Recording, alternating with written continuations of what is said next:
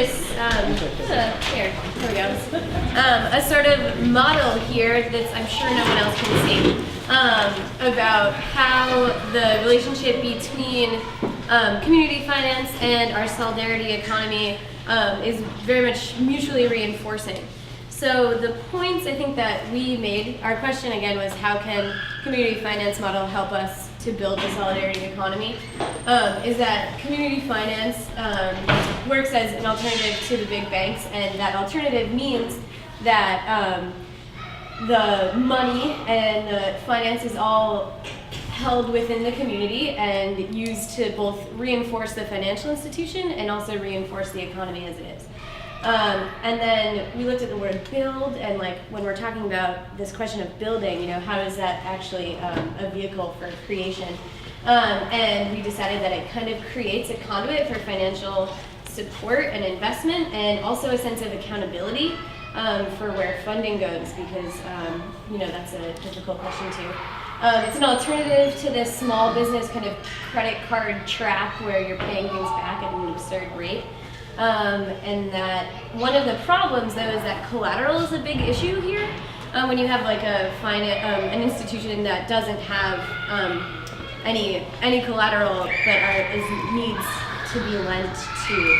And so this is where we came up with this problem here. Okay, but basically the exchange here is that while the community finance offers this kind of institutionalization of the economy, the economy also, this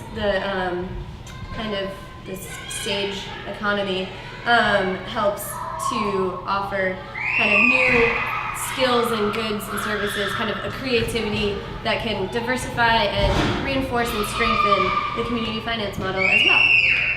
Great, let's give a hand to Jordan.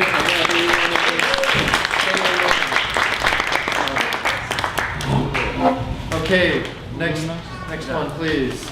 So we had a wide range of discussion. Very quickly, we started with the benefits of the community finance model. That can help by connecting individuals with similar values to put resources towards projects with those values, keeping resources in the community, and building economies based on trust and loyalty and not just exploitation. And then we got into a lot of criticisms of the limitations of the community finance model, seeing it as only a beginning and making sure that how does it not just fall into like soft capitalism or greener ways of looking at perpetuating those same inequalities. So that the ideas that came out were that it might create space for more anti-capitalist or radical work, but it couldn't take us all the way, that wasn't the only solution, and that it could be perverted. But the ideas were there, but when money got involved, it was hard to maintain those values. And then people point out that those projects run a gamut from being very reformist to really being embedded in not just like their mission, or not just obeying what the funders were telling them to do, but actually taking their lead from the people in the community that they were serving, and that the more they was embedded in horizontal networks of different projects like cooperatives, like different community grassroots space building, mobilizing groups, you had more of that collective accountability that wasn't coming from above, but was coming from below. Let's see. Looking at how the recession and all these economic problems were caused by these same ideas about lending and financing, and if we're going to go beyond that, it's important that we have this financing project so that we can funnel resources into our projects and our communities in ways that interrupt the way business is done normally, but that we also need to challenge the very idea of financing as being like the way forward, or investing in that as an idea long term, and there was definitely disagreement about that. Anything I missed? Great. For Asa and anything burning to add to this question one? Anyone? Right? Good point that didn't get made or anything? Great, we're moving on to this table, please. All right. So our question was really mostly about, it really ended up being about assets. So what assets, especially institutions, relationships, and people, can we draw on to build a solidarity economy? And we came up with loads of them. I love this list, and I want it to hang above my desk for the rest of, until I retire. Haha. I will never retire. Okay. We started with maybe what seemed to be obvious, the nonprofits and environmental organizations, CLU, who made a great presentation this morning, unions and churches, both organizations that have significant financial resources and assets and also mobilize people that have a culture of solidarity and are good at collecting money. Anchor institutions like universities and hospitals, which are large institutions that we hope aren't going anywhere anytime soon. Governments, especially local governments, that are hopefully more connected to people. The money that we can save by not participating in those extractive industries that Andy was talking about. Collective purchasing power of local place-based economies and also the informal economy. Land, especially better land use and land trusts. Collective and cooperative housing. And the built environment in general, plus the infrastructure that links it all together and keeps us all clean and warm and safe. Farmers markets, local regional food systems in general, community gardens and farmers markets, natural resources, water, biodiversity, and waste, the waste that can become assets like recyclables and compostables. The time that we spent trading directly with each other, so informal, just helping each other out, and also more formal versions like creating local currencies and time banks. Crowdfunding, mobilizing many small investors and social investors, which is near and dear to my heart. Arts and culture as an asset, engaging people's minds and hearts. Families and strong community networks, which are, the bedrock of everything else we do. Protest and civil disobedience and our collective power that we build. Stone Soup is an example of community centers, collectives of collectives and secondary organizations that link smaller organizations together. Volunteers and people's willingness to volunteer, alternative or new economy businesses and cooperatives, the surplus in general generated hopefully in most production, the free time, especially the free time that could be freed up if we weren't doing terrible jobs in terrible industries, private resources that can be shared, tools and stuff that you own that you can share with neighbors, and the people power of students. Great, for Stacy. All right. Over here, please. All right, so I guess I could really cover it all. Great, we're done. Next. But we first talked about what you talked about in terms of local banks or the assets, and then we got into a conversation about universities and other institutions that can play a huge role in the local economy. And I guess we had 3 Clarkies at the table, so we were talking about what we can do. And I mean, we don't have to hire contractors, which pay their employees small amounts of money and keep most of the money themselves. But hiring people to even clean up the lawn. So we have a bunch of people blowing leaves who are, it's a company that comes and blows all of our leaves. But if we hired people from the community to come rake them, or instead of having Sodexo, one company, provide all the food for everywhere on campus. If we had a student-run cafe, if we had other forms of I guess the institutions have a lot of power in the communities that they are in, and if they invest them in the right places, a lot can change. We talked about shared housing, collective child care, elder care, swap shops. So like at dumps or places like that. I'm from Maine, but we have a freebie barn, and there's that's what it's called. But things like that. You talked about utilizing elderly. So people over 60 who don't do anything with their time can go back to school, or who can really help out. Fallacy. No. And I'm not saying they all do that. Trust me. Yeah, or the unemployed, public assistance. Yeah.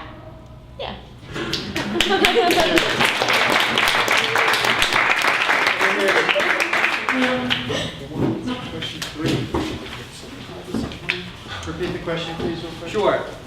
What resources for solidarity economy does your work contribute to, and how do you see yourself connecting to the solidarity economy now or in the future? Our little diagram actually has a title, which is pupation, that stage where you enter into the chrysalis and move from caterpillar to butterfly. And as one participant put it, we need time and space and materials in order for that pupation to happen, and it's a difficult set of resources to come by when we have to work in this shitty economy. So let's see, what did we talk about? We talked about space being a resource, tools and materials, social connections, people power, the kind of sharing practices of artists. There's a lot that we could learn from there about how to resource economies to make them more effective based on concrete experiences. The role of students, food for sustenance, surplus from worker cooperatives here, drawing on the Evergreen experiment in Cleveland, Ohio, groups of cooperatives financing an alternative future. 350.org is a student movement that's taking place in college campuses across the country right now, focused on divesting from the fossil fuel economy, but they don't really have a good plan for where to invest that money. Well, maybe now we've got the answer. A lot of stuff about democratic accountability and whether or not, like, once you kind of enter into the conversation about finance, it ends up kind of colonizing how institutions behave. That there's a sort of a loss of vision once we're sort of trapped in the conversation about money. So a lot of it was about kind of fighting the NGO repressive apparatus or working to reclaim it. Again, the role of mass movements, and that there's lots of ways into thinking about how to get the resources we need to build a different world, including just ordinary, everyday practices of care. So that's it. Great.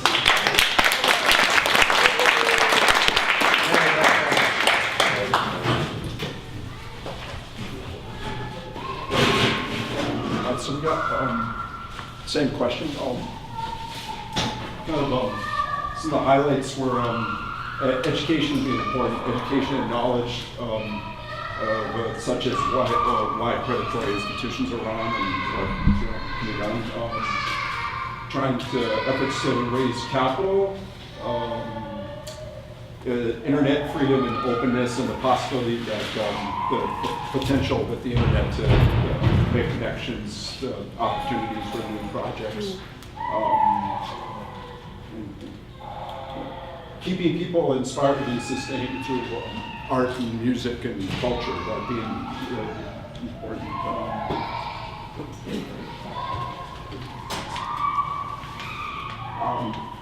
Using creating organizations like CFNE, using debt capital to finance co-ops and other enterprises, sharing tangible goods, such as like tool banks and a truck that different co-ops use.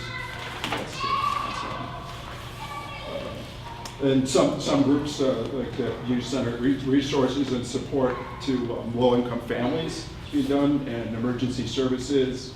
Also, there have been like efforts to clean the city with garbage cans and other efforts like that. And revolving loan fund and leadership, developing young leaders. And I think networking is the other part. Great. All right, thank you.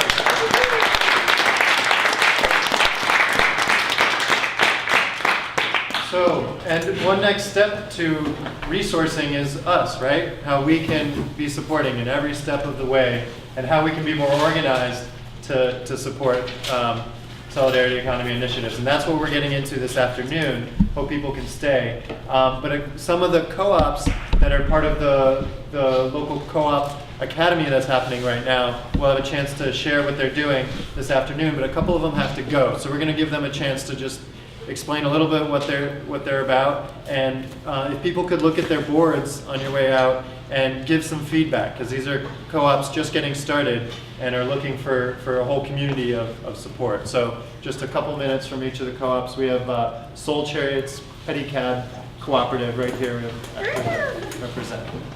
Hi everyone. I'm Soul Chariots Pedicab Co-op. We're a worker-owned and operated bike taxi service in Providence, Rhode Island. Our mission is to provide sustainable transportation alternatives for people and businesses in Providence. So we do this through a bike taxi service operating mainly in downtown Providence, but throughout the city, giving people rides from point A to point B in a tips-only, pay what you can service. We also do delivery, so we're doing CSA deliveries for local farms, and also magazine distribution for a local magazine, and holiday package delivery in the city. Also, we are working on building a co-op movement, so we're students at the Co-op Academy here in Worcester and networking with other co-ops, but are really interested in starting a co-op movement in Providence and really building that and helping other people make democratic workplaces where all workers have a voice. So yeah, we're a 7-member team right now. Well, we have 7 workers and 2 are currently worker owners. Everyone else is on track for ownership. Our goal is to have all workers be owners and have everyone have equal say in where the business goes and how we operate. Yeah, if you have any other questions or want feedback or ideas or want to come get a ride, see our poster, grab a business card, come talk to me.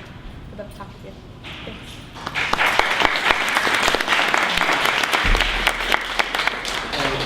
D. Wells from Future Focus Media Cooperative. Good morning. Like Matt said, D. Wells, Future Focus. We want to empower, engage, and more importantly, teach youth in the city how to tell powerful stories through photography and videography. So that's what we do. We've been filming the conference this weekend. We're about basically teaching lifelong skills, something that a young adult can take with her or him wherever they go in life and apply those skills. As we all know, we intake information very differently now in this new millennium. And one of the powerful ways of doing that is through storytelling. And you can do that just so through photography and videography. So as part of our cooperative is teaching, but also helping other cooperatives as well tell their story. How do you brand yourself? How do you get your message out there? And that's a big part of what we do. So Future Focus Media Cooperative, futurefocusmedia.org is a website. Our board's right up front as well. Thank you.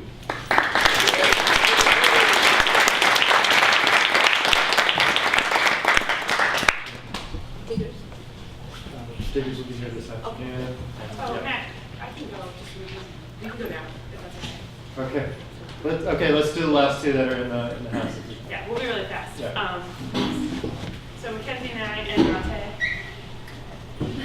are here with the Youth Grow program representing Drop It Like It's Hot Sauce, which is a youth-led business project of Youth Grow, a program of the Regional Environmental Council. So our business has existed for the past 3.5 years, but we took this past year off as we're trying to scale up to become a wholesale producer.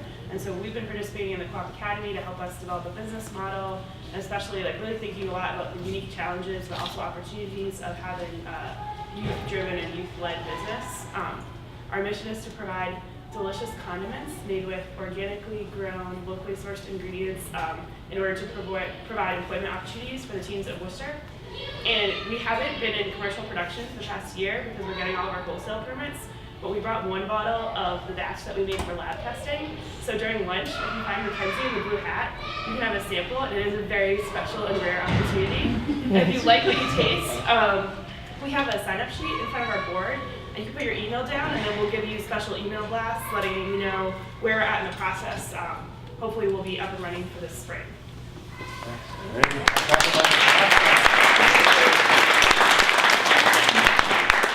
And the Diggers Landscaping Cooperative. Last one.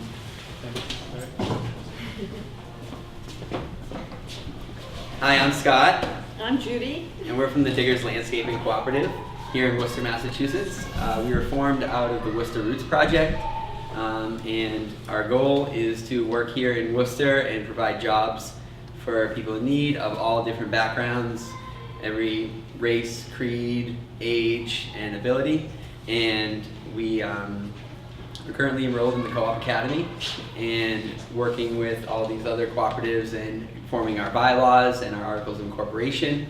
And we're currently in the phase of getting all of our official 501c7 co-op status and all the good things. So I guess that I want to focus on the kinds of things that we aim to do, that we're working towards. So currently we're providing a host of landscaping services, primarily traditional, but we're trying to incorporate more eco-logical services into or practices into our landscaping, and we want to eventually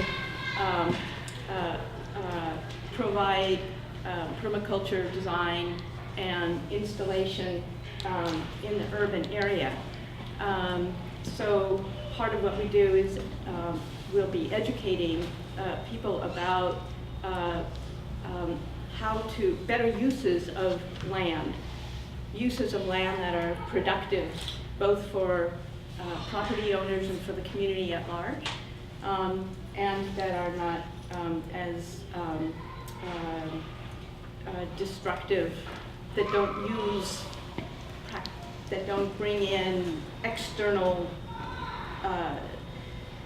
fertilizers and pesticides and that kind of thing. And we, as Scott said, we want to be a multiracial, multi-age cooperative, and so we are working on, we're thinking about how to do that. Much of it is contingent on building up our business, because until we have more work, we can't take in more workers. But we also need to do a lot of outreach and community activities in order to bring in worker owners who are representative of our community. And I want to give a shout out to the Co-op Academy, Matt and Danya and others in Worcester Roots who helped to organize it, and especially to Stacy, who's done such a phenomenal job of introducing many of us grassroots people to the nitty-gritty of business, which many of us are resist. We're